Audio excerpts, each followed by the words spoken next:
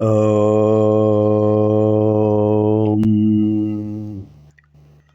శ్రీ గురుభ్యో నమః.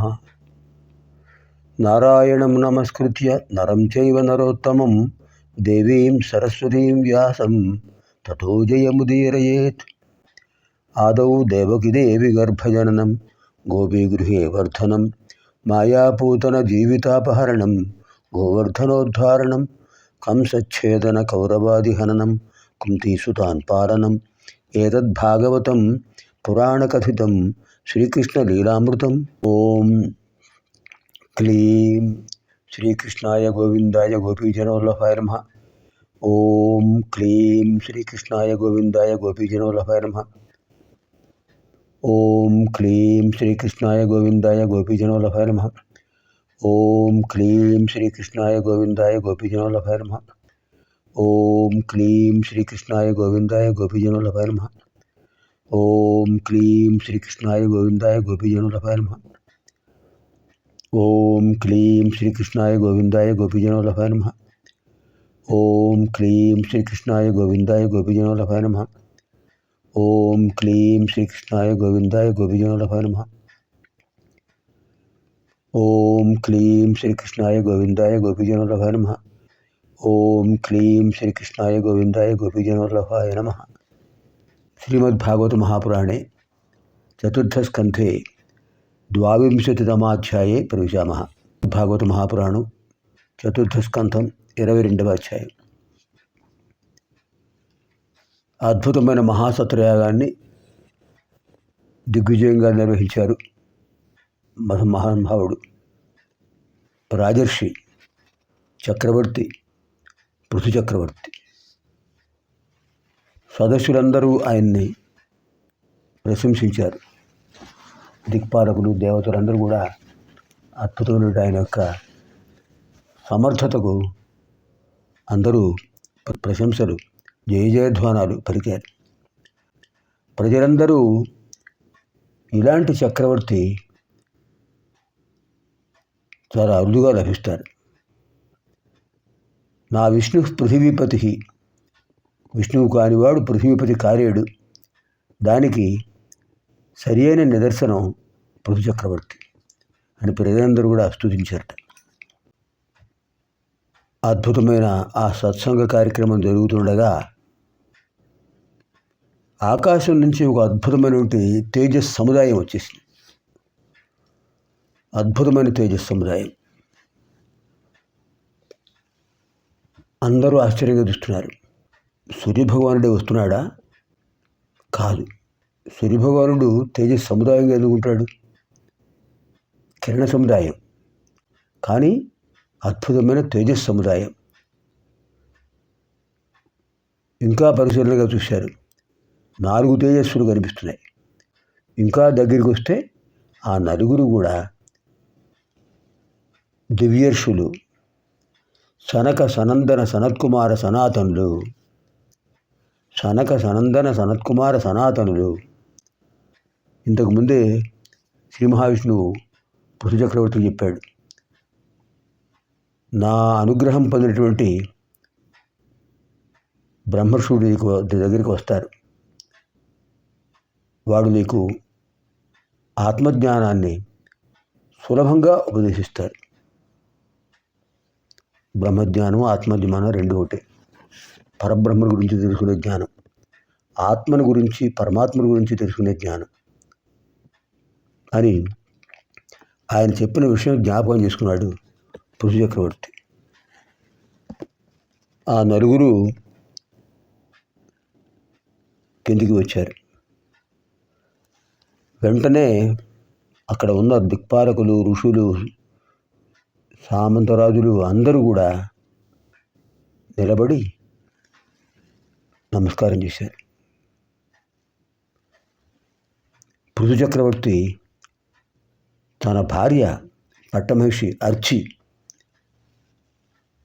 ఆ ఇద్దరు కూడా నలుగురు మహర్షులకు ప్రదక్షిణలు చేశారు. అర్చి మహాదేవి నమస్కారం చేసింది. ఇంకా పృథు చక్రవర్తి సాష్టాంగ నమస్కారం చేశాడు. ఉరసా శిరసా దృష్ట్యా మనసా వచసా తథా పద్భ్యాం కరాభ్యాం కర్ణాభ్యాం ప్రణామోష్టాంగ ఉచ్యతే. స్వామి, మీ రాక మాకు అదృష్టం. ఇవాళ విశేషమైన పర్వదినోత్సవం. కారణం, ప్రార్థించినా మీ దర్శనం కాదు, ఆహ్వానం లేకుండానే వచ్చారు. అది మా అదృష్టం. ఆగచ్చంతు మహోదయా తపస్వినః దివ్యర్షిణః ఆగచ్చంతు అత్ర ఉపవిశంతు అని దర్భాసనాల మీద నలుగురిని కూర్చోబెట్టారు. నలుగురు కూర్చున్నారు. యశస్వీ భవ, సుఖీ భవ అని ఆశీర్వదించారు. అలాగే అర్చి మహాదేవిని దీర్ఘ సుమంగళీ భవ, సౌభాగ్యవతీ భవ అని ఆశీర్వదించారు. విశేషం ఏంటంటే, మన భారతీయ సంప్రదాయంలో, హిందూ ధర్మంలో గృహిణిని దీవిస్తే ఆ దీవెన గృహస్థుడికి కూడా చెందుతుంది.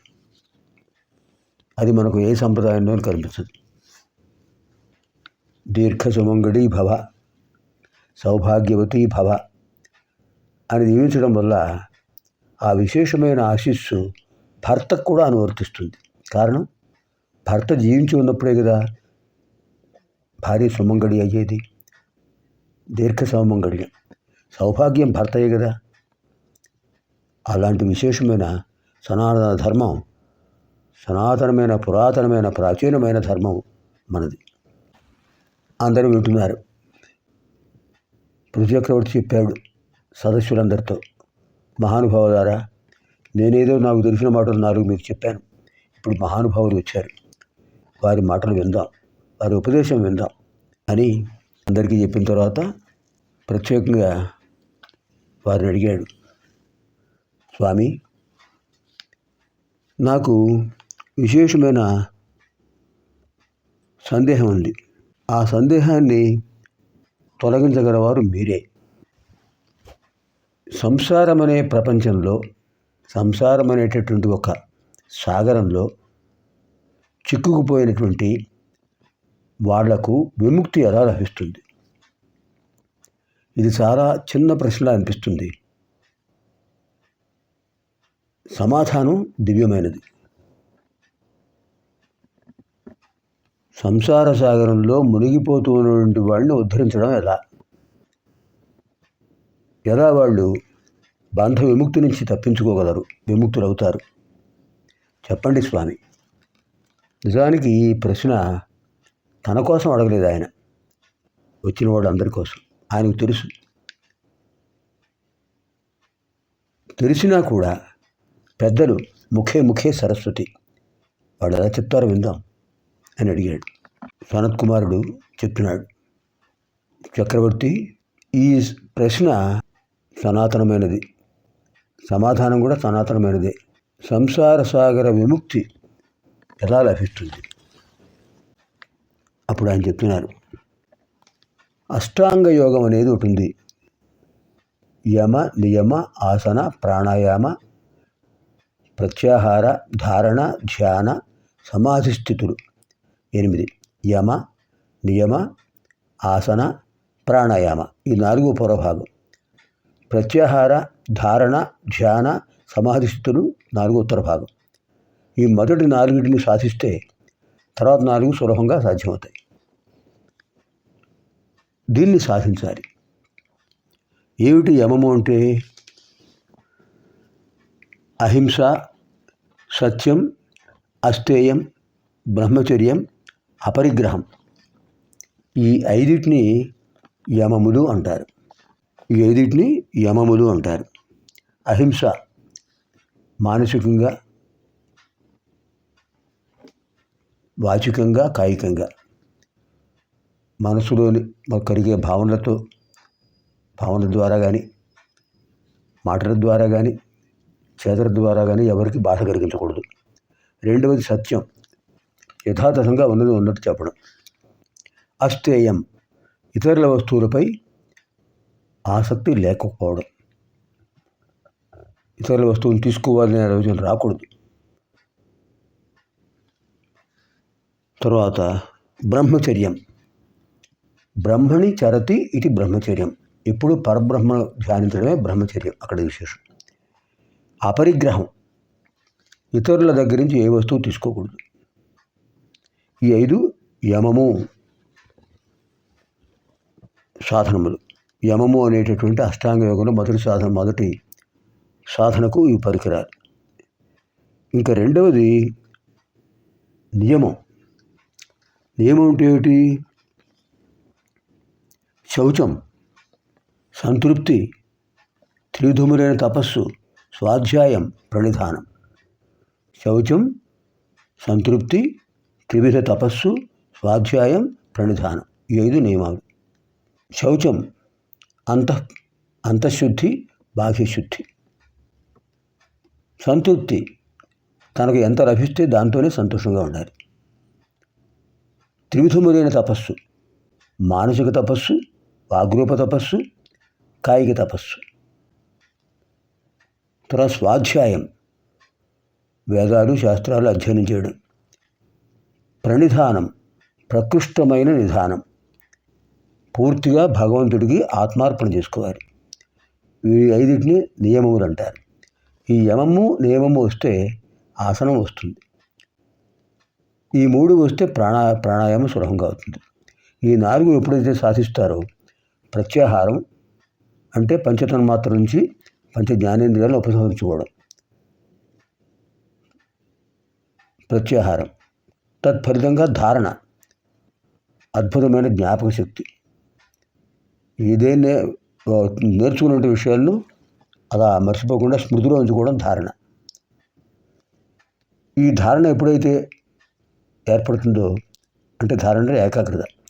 ఆ ఏకాగ్రత వల్ల ధ్యానం లభిస్తుంది. తత్ఫలితం సమాధి. సమ్యక్ ఆధి సమాధి. జీవాత్మను పరమాత్మలో ఐక్యం చేయడం ప్రకృష్టం నిధానం, సమాధి స్థితి అని ఆయన చెప్పారు. చాలా సంతోషించాడు. సంతృప్తి అనేది ఒక సాధనము ఆయన చెప్పడంతో పృథు మహారాజు చాలా సంతోషించాడు. వారికి నమస్కారం చేశాడు. నలుగురు కూడా అదృశ్యమైపోయారు. తర్వాత పృథు చక్రవర్తి తన కుమారులు 5 విజితాశ్వుడు, ధూమ్రకేశుడు, హర్యక్షుడు, ద్రవిణుడు, వృకుడు. విజితాశ్వుడు, ధూమ్రకేశుడు, హర్యక్షుడు, ద్రవిణుడు, వృకుడు 5 రాజ్యభాగాలను పనిచేసి తన భార్యతో సహా వానప్రస్థాశ్రమం స్వీకరించారు. इति श्रीमद्भागवते महापुराणे पारमहंस्यां संहितायां 4th स्कन्धे 22 स्वस्ति।